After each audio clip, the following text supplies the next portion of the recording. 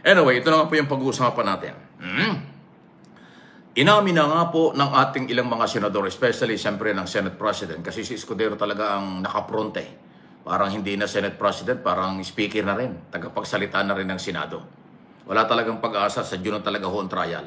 Pero maganda rito, tinitiyak po ng Senate President na hindi sila apektado ng ICC. Ibig sabihin, yung kanilang gagawin at kanilang magiging desisyon sa ebidensya, sila po focus. Actually, hindi nang pakiusap niya sa mga kapwa senador.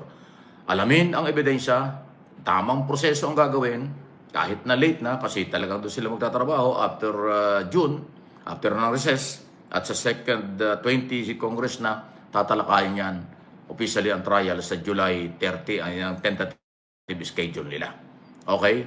Ebidensya ang pagbabasihan. At hindi pwede at hindi daw papayag ang Senado na yung issue kay dating Pangulong Duterte ay isasali yan sa usapin ng impeachment. Hindi. Ang papayagan lang talaga ay kung anong ebidensya doon sa article, sa 7 article of impeachment ng prosecutors, ng mga kongresista, yun ang pagbabasihan. Paano nila ilalatag ito, paano idepensa ito, at paano naman po idepensa rin at pagtanggol ng kampo ni Sara, ng Team Sara. Ayan po. Hindi hahaluan ito ng usapin tungkol kay Duterte dahil walang pakialam ang ICC sa impeachment ni Sara. Wala rin pakialam ang mga senador judges o ang Senado sa kung anong nangyayari sa ICC kasi bahala na dyan ang mga defense counsel ni Duterte. Ayan o, maganda yon. Kasi yun ang kinababahala ng iba. Baka daw po masyadong mga politika ito at hindi na sa ebidensya nakatingin, magkakampihan na. Pero hindi maiwasan, political, legal, technical ang impeachment.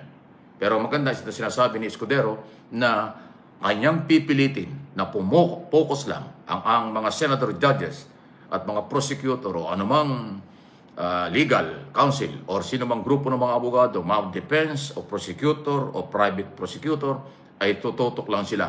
Ano ang article of impeachment laban kay Sara? Hindi yung drama o anuman dahil merong nakakulong. Ang masakit nga lang dito ay dalawa, mag-ama parehong under trial. Kasi kung sa June nga, July, August, September, ang trial kay Sara, ay September, doon din mag-uumpisa ang actual na trial naman kay Duterte. Pero sa ICC yun. Okay? So magkaiba. Yun po yung magandang balita dyan. At kaugnay na yan, ay na nga po ICC, judge na si Motok. Si Judge Motok, yung maputi na Judge Motok, yun po yung binubugbog ngayon ng DDS kung ano mga pinagsasasabi.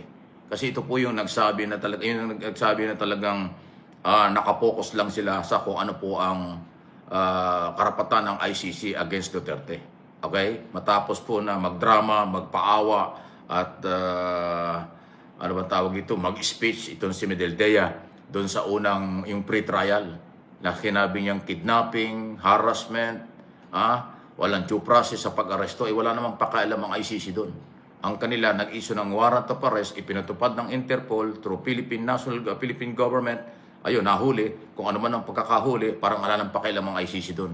Ang kanila, nandun na si Duterte, yung pag-uusapan ay yung kaso, hindi na yung pagkaka-aresto. So, baliwala. Actually, napahiya si Medeldea doon. Uy, speaking of Medeldea, nabalitaan ba yung nangyari kahapon?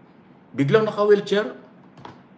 Paglabas galing doon sa detention center ni Duterte, akala ng mga media doon ay yung naka-wheelchair si Duterte. Hindi eh. Si Medeldea ay naka-wheelchair.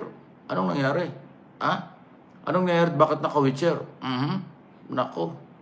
Yung isa sa ngayon ay tagapagtanggol kasi tinanggap na bilang isa sa mga prosecutor. Isa sa mga, prosecutor ni legal counsel ni Duterte. Ay siya yung naka-wheelchair nang ilabas kahapon doon po sa detention, doon sa pagdalaw. Ayun ko nangyari. At isinakay sa ambulansya. Hindi naman humalinaw kung ano talaga ang dahilan. Bakit nagkasakit ba o na, alam mo na, may edad na rin ho si Medeldea. Pero don't panic, mukhang okay naman. Baka may something lang ho, kaya naka-wheelchair nang ilabas at isinakay sa ospital, isinakay sa ambulansya at dinala ho sa isang pagamutan. So, hindi natin alam nga kung ano ho yung tunay na dahilan nun. Okay? Ang sinasabi lang natin ay nangyari po yon at kahapon lang mga bandang alas 5 o mag-aalas 6 na yata, oras dito sa Pilipinas, nang pumutok yung balitang yon. Hopefully, magiging mahayos naman ang kalagayan ni Medeldea. Kung ano talaga ang dahilan bakit siya naka-wheelchair, malamang hindi makalakad. Kung anong dahilan, hindi natin alam. Pero dinala sa ospital, dahil doon naman ho sa Netherlands, maayos ang ospital at nadala kagad ng ambulansya, nadala sa ospital. So, hopefully, okay na ngayon nakaraang gabing ito. At alam ko may contact naman niya siyempre sa pamilya dahil ang asawa ni Medeldea ay abogada rin, di ba? So, ayan po, hindi pa alam kung ano yun. Nagulat nga yung marami kahapon, sino yung naka-wheelchair? At sinakay sa ambulansya, akala nila si Duterte, hindi po, ayan naman inililinaw natin hindi po si Duterte ang isinakay sa ambulansya. Si Medeldea, Salvador Medeldea, ang isa sa mga legal counsel ni Duterte ang isinakay sa ambulansya. Mukhang nahilo yata kung ano man po ang nangyari sa kanya. Hopefully makarecover kasi siya po yung legitimate lawyer ngayon dyan sa ICC. Maliban sa, actually parang 3 na. Meron pong isang British international lawyer, taga-British ata, na kinuha, Kopman ba yun? Ano bang pangalan? No? Yun daw po ang lead counsel ni Duterte. Ayun, okay? So, maaaring baka nalamigan. So hopefully, magiging healthy naman po at maayos ang dating Executive Secretary na si Salvador Medeldea. Okay? Well, ito yung pag-usapan natin kung paano at bakit binubugbog sa social media ng DDS. Wala namang ibang gagawa niyan Mga Duterte supporters talaga ang matindi ang magsalita at batikos sa mga kung kanin-kanino. Kahit nga tayo binabanatan, hindi ko maintindihan, hindi nila maintindihan. Tayo nagbabalita lang. Ang gusto kasi ng mga DDS, huwag nang ibalita yung Duterte. Pag nagbalita ka about Duterte, ang dating sa kanila, binabanata na. Saka anong klaseng pag-uutak yung mga taong yan? Pag nakarinig sila ng topic about Duterte, ang tingin nila, banat na. Feeling nila, banat na. Parang gusto yata nila off the record. Huwag nang pag-usapan ng Duterte. Kung pag-uusapan man ng mga Duterte, tulungan ka agad sila. Suportahan sila. Wow! Napaka one-sided naman ninyo. Ang pinag-uusapan dito, due process, lahat may karapatan. May karapatan si Duterte, may karapatan yung mga naging biktima. May karapatan yung mga naniniwala against Duterte at may karapatan din yung mga pro-Duterte. Pero kayong mga DDS, mga Duterte, huwag kayong saradong isip. Pag nakadinig kayo ng isyo tungkol Duterte, kaagad-agad ang feeling nyo, binabanata na kayo. Ibukas nyo ang kaisipan nyo, mahirap po yung ganyan. Walang peace of mind. May stress kayo masyado niyan. Anyway, nabanggit ko lang yan. Okay, ito yung binabanggit natin na yung panlalait, may mga personal na ayaw ko na hong pakita sa inyo kasi talaga hong brutal Yung mga ibang lingwahe na ginagamit ng mga nagmamagaling na mga pro-Duterte against Judge Moto ng ICC. Okay, since nasa social media discussion pa rin po tayo, I would also like to ask, dito naman po ngayon sa nangyayari ngayon na paglala po ng sitwasyon ng mga online harassment na nangyayari ngayon dito sa ilang supporters ng Pangulong Duterte laban po sa mga ICC judges, witnesses, sa mga abogado na may hawak po dito sa kaso na ito. Legal perspective attorney, paano po ito makakaapekto sa ICC case at ito po ba'y disadvantageous talaga sa Pangulong Duterte? Maaaring hindi makaka-apekto yan dun sa may legal merits ng kaso mismo, yung main kaso mismo, kung guilty or not guilty siya. No? Pero kung hihingi sila ng interim release, lahat yan magiging ebidensya na laban kay former President Duterte. No? Dahil nakikita ng ICC kung gaano ka-powerful and ano yung capacity for harassment and kung ano-ano pang mga illegalities itong mga supporters ni Mr. Duterte. Ayon nga po dito kay Attorney Cristina Conti, kapag napatunayan na ang mga pangkukuyog, panggugulo sa mga SOCMED account nitong mga judge ng ICC, napatunayan na merong kinalaman si Digong at ang mga trolls nito, troll farm niya, at ang mga binabayaran ng mga keyboard warriors, naku po, dagdag kaso na naman ito kay Digong. Ayan kasi ang kukulit ninyo. Akala nyo makakatulong ang ginagawa ninyo na panggagago, pambababoy, pananakot dito sa mga judge ng ICC. Hindi pala po yan pwede. Dito lang yan sa Pilipinas pwede. Pero sa ibang bansa, doon sa ICC, nako, hindi po effective yan. Bagkus, magbabounce back pa yan kay Digong. Okay? So, paalala lang po, bilang Pilipino, ang social media international, nababasa ito kung saan-saan, ng mga kamag-anak at kung sino-sino. Merong mang kinalaman o wala, especially ang ICC, mga judges. Pag ito mga judges na ito ay napikon at hindi nagugustuhan yung inyong mga sinasabi dahil hindi naman sila sanay sa kanyang klaseng atake. Dahil sa ibang mga kaso na hawak na siguro hindi sila nakakaranas ng mga sobrang pambabastos, panlalait, pamimersonal. Dahil alam nila, rule of law ang pinapairal sa ICC. Pero itong batikos kay Judge Motok ng ICC ay sobra-sobra. Nababasa ba ninyo online ang mga batikos na yan na pinipersonan nila at matindi ang sinasabi ng mga pro-Duterte against Judge. Delikado po yan. Ingat po kayo. Pwede kayong makasuhan o pwedeng mapikon itong mga judge na ito, lalong makalaboso si Duterte. Kailangan po pag nasa korte, legal issue. Pag-usapan ng legal na pamamaraan ng laban. At hanggat maaari ay unawain ang kalagayan ng judge. Kasi mga judge sila. Lalo na ho ang international court, nakatingin yan sa ebidensya. Nakatingin yan sa trial kung ano ang ebidensya at paano harapin ng defense counsel ang ebidensya. Hindi pampolitika. Walang pakialam yan sa local politics sa Pilipinas. Walang pakialam yan sa mga Pilipinong hindi naman complainant before ICC. Kung ikaw ay hindi complainant, hindi ka biktima, walang pakialam ang ICC.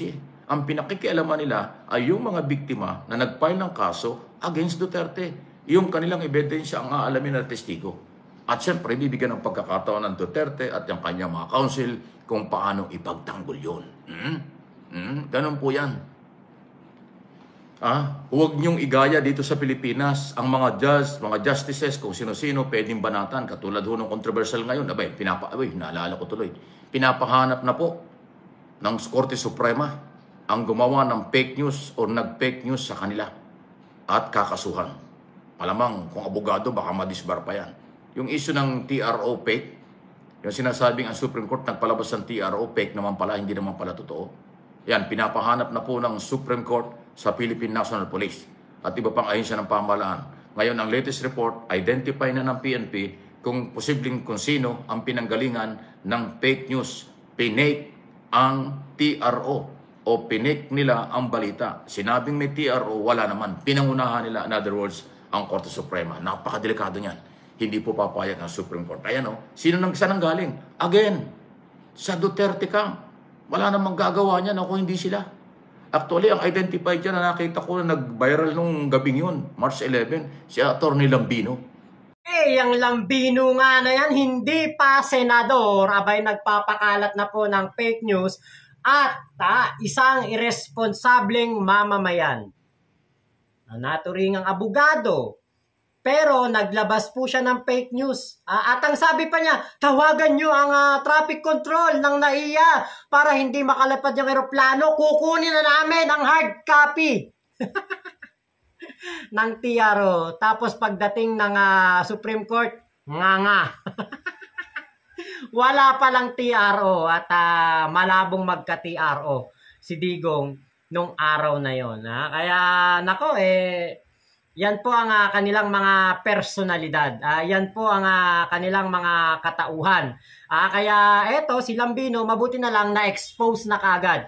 At maaring meron mga ibang DDS na hindi na rin ito iboboto dahil nga po sa halip na makatulong ay lalo pang nakapagpasama sa sitwasyon ni Digong.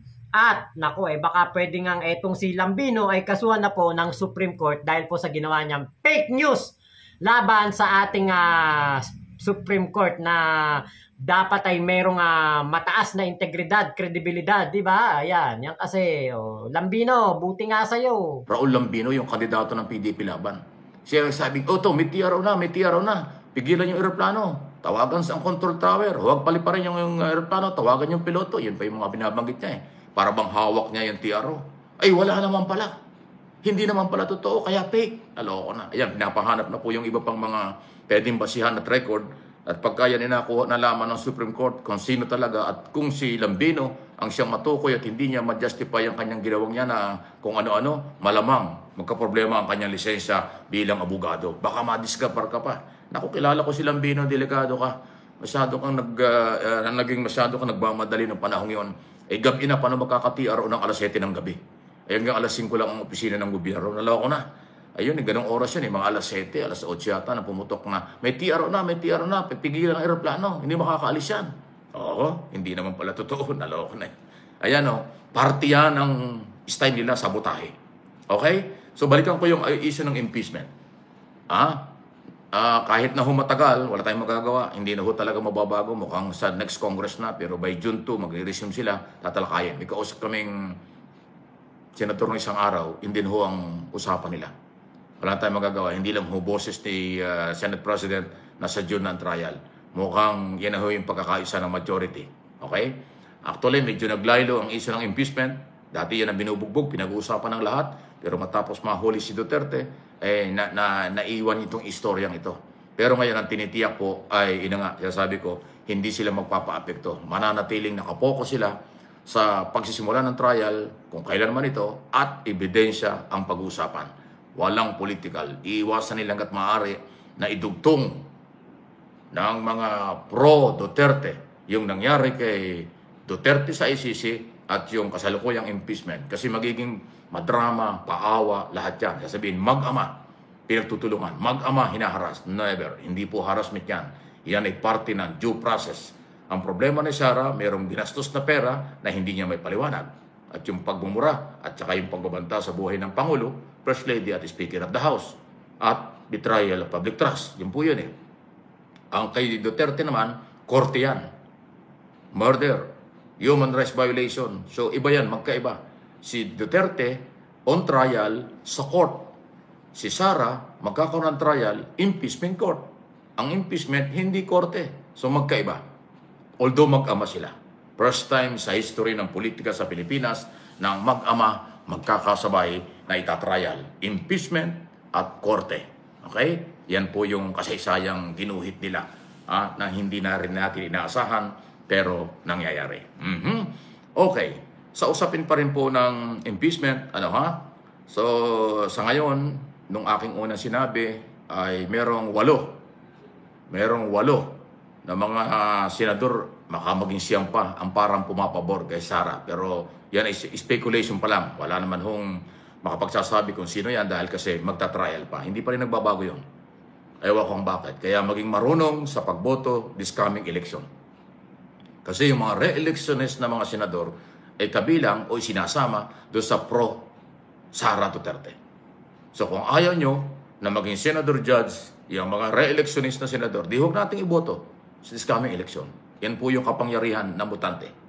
Kung may pagdududa kayo sa mga kandidato na pro-Sara o hindi titingin sa ebidensya, di huwag nyo iboto. Kung kayo naman ay may pagdududa sa mga senador na anti-Sara, pagdating ng trial, di huwag din nyo iboto para parehas. Ano lang naman yun eh. Ang kapangyarihan ng botante ay sagrado during election day. Sa Mayo 12. 12 nga ba ang election natin? Sa Mayo, midterm election. At sa next May ng 2028. Yun lang po ang pamamaraan para matanggal kung sinong senador na ayaw nyo. At sinong senador na dapat nyong iboto. Huwag kayong matakot. O kung kayo ay naninindigan sa tama, huwag kayong matakot kahit kanino. During election day, ang makapangyarihan ay botante. Kung ayaw nyo kay Sara at yung ayaw nyo sa mga kapartido niya o kalyado niya, huwag nyong iboto sa eleksyon. Ganun lang pong kasimplihan. Walang pwedeng magbawal yan. Ngayon, kung magbubulag-bulagan kayo or hindi nyo alaman yung gagawin, baka kayo ay mabutol. Baka kayo ay mapaasa lang at wala naman pong mangyayari. Okay. Sa issue ng harassment, kidnapping, okay. Ito ho kay Duterte sa pagkaka-arresto nito, dead ba nga po, na sinasabi natin. Kaya nga huwag niyong bugbugin ito si Judge Motok kasi dead ma, bali wala sa ICC. Yung issue kung paano hinuli. Tapos na yun. Ang kailang iniisip, nandun na si Duterte, itatrial na nila. Okay? At nabanan ng ebidensya yan. Kung paano hinuli, ang local issue sa Pilipinas, kidnapping, harassment, political harassment, kung ano, wala yun. Hindi internal problem ng Pilipinas.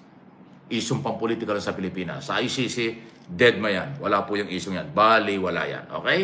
Ewan ko, paulit-ulit na sinasabi ng mga abogado, ng mga ICC lawyer, ng mga may alam sa ICC rules at mga patakaran nila, mga laws ng international. Paulit-ulit nang may nagsasabi na walang pakialam ang ICC kung paano hinuli si Digong. Wala silang pake. At hindi na nila ibabalik si Digong sa Pilipinas kahit na magkaroon pa ng certiorari, TRO, habeas corpus, kahit na kampiyan pa ng Supreme Court ang mga nagpetisyon para maibalik itong si Digong dito sa Pilipinas, ay malabong-malabo na po ito. Malabong-malabo na kahit na kampiyan pa sila ng Supreme Court, hindi na po makakabalik si Digong dito sa ating bansa. Kaya ang kanilang naging solusyon ay banatan itong ICC judge sa kanyang social media account. Yung sa LinkedIn, binura na niya yung kanyang LinkedIn dahil nga po doon nanggugulo itong mga supporter ni Digong. Napakadelikado nito para kay Digong. Bakit? Sa halip na magkaroon si Digong ng pagkakataon na magkaroon ng interim release. O parang yung tinatawag na house arrest dito sa ating bansa, malabo na po na maibigay ito kay Digong. Bakit? Kasi nakikita ng mga ICC na napakaraming supporter ni Digong nagpupunta doon sa may kulungan niya. Ngayon, kapag si Digong ay pinayagan na magkaroon ng interim release, maninirahan siya doon lang sa paligid ng dahig. Isipin po ng mga judge ng ICC na pwedeng itong si Digong ay flight risk, or pwedeng ito'y itakas, pwedeng ito'y makatakas, or pwedeng ito'y magtago na lang doon sa dahig at hindi na po umaten ng mga hearing. So yan po ang delikado. Yan po ang hindi nakikita ng mga supporter ni Digong. Hindi po pwede ang style ninyo sa Pilipinas, gagawin nyo sa Netherlands. Hindi po pwede. Ang mga taga-Netherlands po, ayaw nila niyan ng mga ganyang kaguluhan. Ayaw nila ng ganyang mga rally. Ayaw nila ng mga ganyang mga maangas, mga akala mo kung sino, na mga umaastang makapangyarihan, pero hindi nyo kayang mapalabas si Digong. Hindi nyo kaya at hindi nyo kayang i-save si Digong sa kanyang pagkabulok doon sa ICC. Wala na pong makakapagligtas kay Digong sa pagkabulok doon sa ICC. Hayaan nyo, maganda namang kulungan niya doon. Parang hotel nga daw po, hindi lang pwede lumabas. Maganda rin ang healthcare facility. Masasarap ang pagkain. Merong mga library, merong TV, at meron ng tsinela si Digong. Senator Bongo, meron ng tsinela si Digong. Diba? Yan po ang katotohanan. Tanggapin ninyo ang realidad ng buhay. Tapos na yung pamamahala ni Digong, tapos na ang kanyang kapangyarihan, tapos na ang kanyang pagiging brusko. Si Digong ngayon ay uugod-ugod na kahit na matanda na ay magbabayad pa din ng kanyang mga kasalanan. At hindi pwedeng questionin na si Digong ay matanda na or sobrang tanda niya na para makulong pa doon. Hindi na po. Dahil yung pong mga nakakulong din doon sa ICC, mga kasama ni Digong ay kasabayan niya sa edad. Kaya wala nang magagawa ang mga DDS diyan sa dahig, mga OFW yung sumusuporta kay Digong diyan sa Netherlands at sa iba pang panig ng Europe, kung hindi, ngumawa na lang kayo ng ngumawa diyan. Awayin sa SOCMED si Motok para lalong madiin si Digong at madagdagan pa ang kanyang mga kaso. Ay, naku talaga. Pahamak lang kayong mga DDFs diyan sa Netherlands. So, yun lamang po, maraming salamat sa pagsama nyo dito sa aking vlog na ito. Ingat po kayo, nasa mga panig kayo ng mundo, cool lang kayo. Chill lang, di ba? Chill lang. Si Digong nga, chill lang Mama Chup Chup, love you. God bless us all, Pilipinas. God first.